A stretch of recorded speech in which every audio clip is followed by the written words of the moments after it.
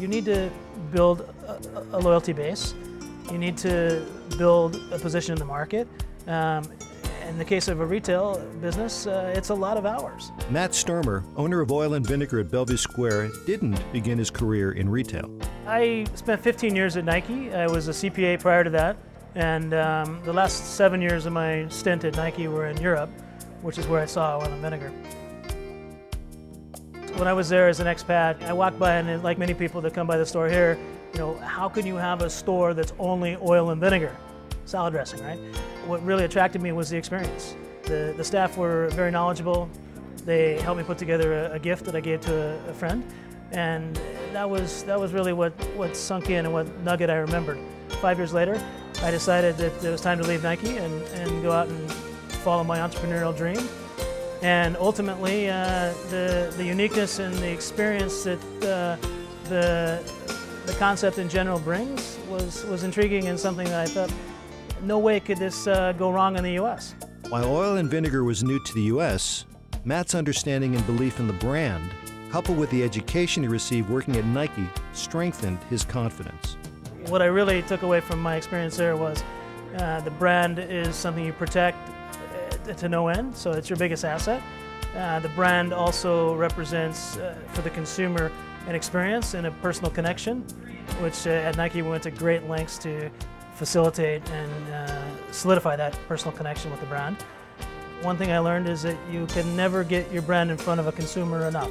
Before Matt could begin to market his brand, he first needed to clearly identify his brand's customer proposition. The concept in general is a gift proposition. So we call ourselves the Oil and Vinegar, the culinary gift shop.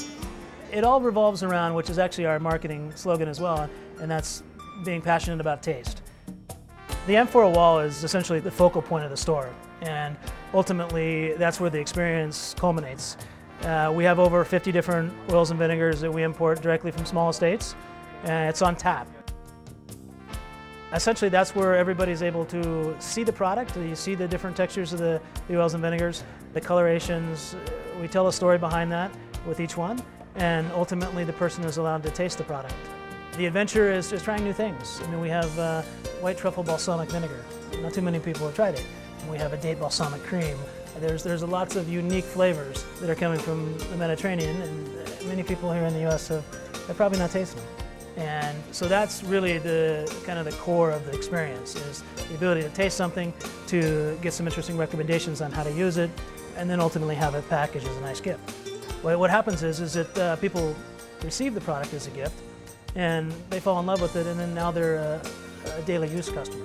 But Matt doesn't just rely on gift giving to introduce his brand to prospective customers.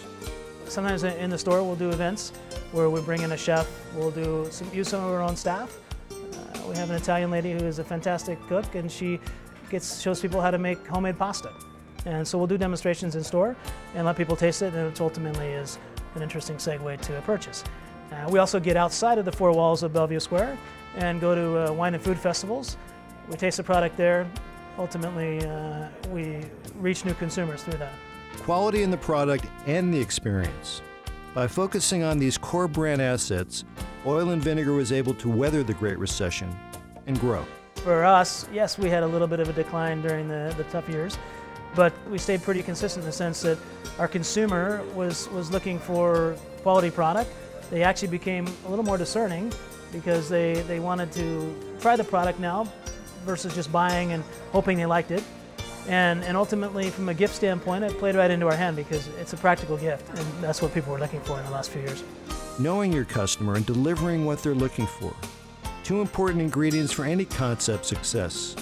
But what does it take to succeed on a personal level? Somebody really needs to have a passion for the concept, have a passion for dealing with people, and ultimately be able to share that passion through their work. I mean, I always like to say a quote that I often use is, turn your passion into your business.